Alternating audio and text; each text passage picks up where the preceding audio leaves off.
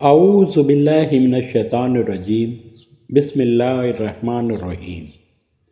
قرآن مجید کا چوتھا پارہ لن تنالوا کا خلاصہ۔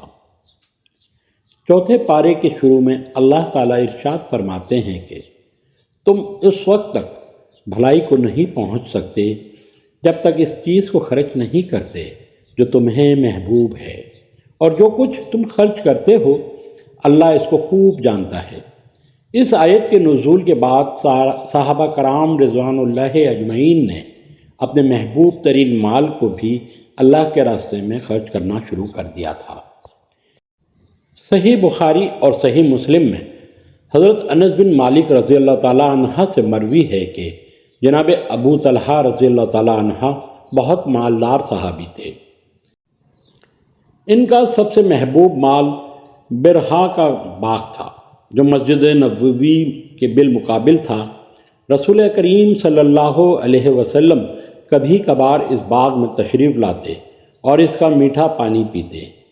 جب یہ آیت نازل ہوئی تو انہوں نے رسول کریم صلی اللہ علیہ وسلم سے عرض کی کہ میرا سب سے محبوب مال برہا کا باغ ہے، میں اسے اللہ کے راستے میں صدقہ کرتا ہوں۔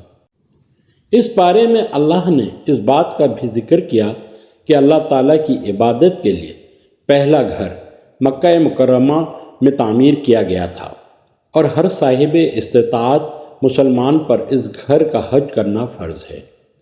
اور اللہ تعالیٰ نے یہ بھی بتلایا کہ جو بھی اس گھر میں داخل ہوتا ہے اس کو امان حاصل ہو جاتی ہے۔ اس بارے میں اللہ تعالیٰ نے اس حقیقت کا بھی ذکر کیا کہ اگر اہل ایمان اہل کتاب کے کسی گروہ کی اطاعت اختیار کریں گے تو وہ ان کو ایمان کی سرحدوں سے نکال کر کفر کی حدوں میں داخل کر دے گا۔ اس پارے میں اللہ تعالیٰ نے تمام مومنوں کو اس بات کی نصیحت کی کہ ان کو اللہ کی رسی کو مضبوطی کے ساتھ تھام لینا چاہیے اور تفرقے میں نہیں پڑنا چاہیے۔ اللہ تعالیٰ کی رسی سے مراد قرآن مجید ہے۔ اگر تمام مسلمان مضبوطی کے ساتھ قرآن پاک کو تھام لیں تو ان کے باہمی اختلافات بآسانی دور ہو سکتے ہیں۔ اس پارے میں اللہ تعالیٰ نے اس بات کا بھی ذکر کیا کہ قیامت کے دن اہل ایمان کے چہرے سفید اور ایمان کو ٹھکرانے والوں کے چہرے سیاہ ہوں گے۔ سفید چہرے والے اللہ تعالیٰ کی رحمتوں کے مستحق ٹھہریں گے، جبکہ سیاہ چہرے والے اپنے کفر کی وجہ سے شدید عذاب سے دوچار ہوں گے۔ اللہ تعالیٰ نے اس پارے میں اس بات کا بھی ذکر کیا کہ مسلمان بہترین امت ہیں جن کی ذمہ داری نیکی کا حکم دینا اور برائی سے روکنا ہے۔ اگر ہم صحیح معنوں میں بہترین امت بننا چاہتے ہیں تو ہمیں امر بالمعروف اور نہی عن المنکر کا راستے پر چلنا ہوگا۔ اس پارے میں اللہ تعالیٰ نے اس بات کا بھی ذکر کیا جب مسلمانوں کو کوئی تکلیف آئے تو کافر خوش ہوتے ہیں، اور جب ان کو کوئی خوشی حاصل ہو تو کافر غیظ و غضب میں مبتلا ہو جاتے ہیں۔ اگر مسلمان صبر اور تقوی کا راستہ اختیار کریں تو کافروں کی کوئی خوشی اور ناراضی مسلمانوں کو کوئی غضب نہیں پہنچا سکتی۔ اس سورہ مبارکہ میں اللہ تعالیٰ نے غزوہ بدر کا ذکر کیا ہے کہ اللہ تعالیٰ نے نبی کریم صلی اللہ علیہ وسلم سے وعدہ کیا تھا کہ مسلمانوں کی نصرت کے لیے 3000 فرشتوں کو اتارے گا، اور اسی طرح اللہ نے یہ بھی ارشاد فرمایا کہ اگر کافر مسلمانوں تک رسائی حاصل کر لیں گے اور مسلمان صبر و استقامت سے ان کا مقابلہ کریں تو اللہ سبحانہ تعالیٰ 5000 فرشتوں کو مسلمانوں کی مدد کے لیے اتارے گا۔ سورہ انفال میں اللہ تعالیٰ نے ارشاد فرمایا کہ مسلمانوں کی مدد 1000 فرشتوں سے کی جائے گی۔ جن کے بعد مزید فرشتے آئیں گے۔ اللہ تعالیٰ نے ساتھ ہی یہ بھی فرمایا کہ فرشتوں کی مدد تو ایک خوشخبری ہے اور بشارت ہے، وگرنہ اصل میں تو مدد فرمانے والی اللہ کی ذات بالا صفات ہے۔ اس پارے میں اللہ تعالیٰ نے فرمایا، اے ایمان والو، سود در سود کھانے سے اجتناب کرو۔ اس پارے میں اللہ تعالیٰ نے مسلمانوں کو جنت کی طرف تیزی سے بڑھنے کی تلقین کی ہے اور کہا ہے کہ جنت کا عرض زمین اور آسمان کے برابر ہے۔ اس صورت میں اللہ تعالیٰ نے جتنی مومنوں کی یہ صفات بیان کی ہے کہ جب ان سے صغیرہ یا کبیرہ گناہوں کا ارتکاب ہو جاتا ہے تو انہیں اللہ کا خوف دامن گیر ہو جاتا ہے اور وہ اللہ تعالیٰ سے اپنے گناہوں کی معافی مانگتے ہیں، اور اللہ کے سوا کون ہو گناہوں کو معاف کر سکتا ہے۔ غزوہ احد میں مسلمانوں کو کفار کے ہاتھوں کافی نقصان اٹھانا پڑا تھا۔ اس نقصان کی وجہ سے مسلمان بہت دکھی تھے۔ اللہ تعالیٰ نے مسلمانوں کو تسلی دیتے ہوئے فرمایا کہ اگر تمہیں زخم لگا ہے تو تمہاری طرح تمہارے دشمنوں کو بھی زخم لگا ہے، اور ان ایام کو ہم لوگوں کے درمیان بدلتے رہتے ہیں، اور اس ذریعے سے اللہ مومنوں کو بھی جانچ لیتا ہے اور کئی لوگوں کو شہادت کا منصب بھی عطا فرما دیتا ہے۔ اللہ کے اس فرمان سے یہ بات واضح ہو جاتی ہے کہ خوشی اور غم، تکلیف اور راحت سب اللہ کی طرف سے ہیں، اور دنوں کے پھرنے میں اللہ کی کوئی نہ کوئی حکمت ہوتی ہے۔ اس بارے میں اللہ تعالیٰ نے فرمایا ہے کہ تم لوگ اہل کتاب اور مشرکین سے بہت سی ایذا رسانی کی باتیں سنو گے، لیکن تم نے دل گرفتہ نہیں ہونا اور صبر اور تقوی کو اختیار کرنا ہے، بے شک یہ بہت بڑا کام ہے۔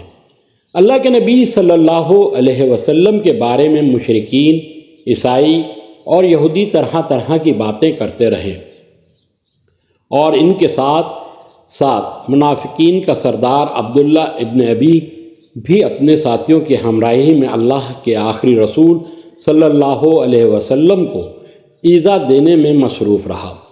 اللہ تعالیٰ نے اپنے نبی کی مدد فرمائی اور آپ صلی اللہ علیہ وسلم کے خلاف سازشیں کرنے والوں کو ناکام اور نامراد بنا دیا۔ سورہ آل عمران کے بعد سورہ نساء ہے۔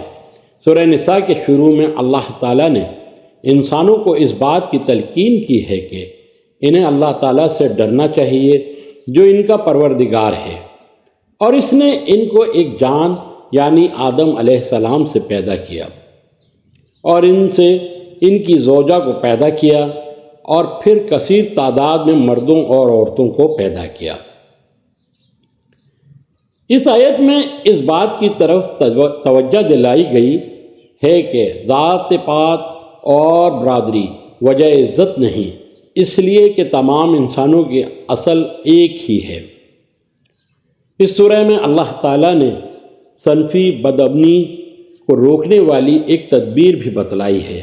اللہ تعالیٰ ارشاد فرماتے ہیں، تم اپنی من پسند 2، 3 اور 4 عورتوں سے نکاح کر سکتے ہو، تاہم اگر تم محسوس کرو کہ تم انصاف نہیں کر سکتے تو ایسی صورت میں ایک ہی کافی ہے۔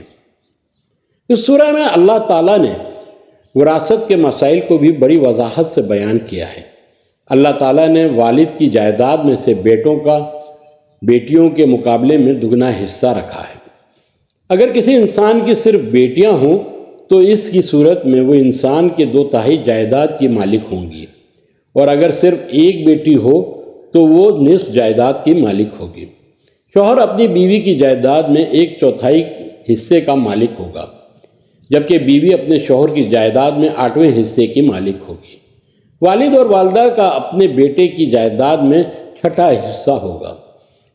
اسی طرح بے اولاد شخص کی جائیداد اس کے بہن بھائیوں میں تقسیم ہوگی۔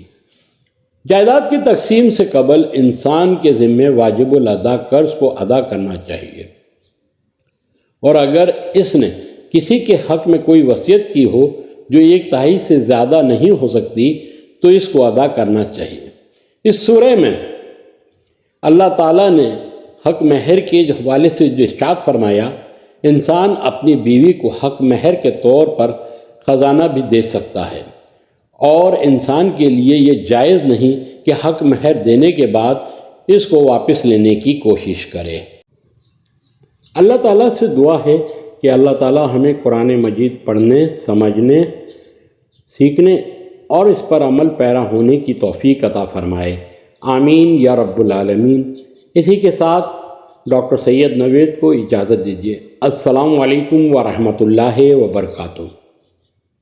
اللہ رب العزت سے دعا ہے کہ قرآن اور حدیث پر چلتے ہوئے فرقہ واریت کی لعنت سے باہر نکلنے کی توفیق عطا فرمائے، آمین یا رب العالمین۔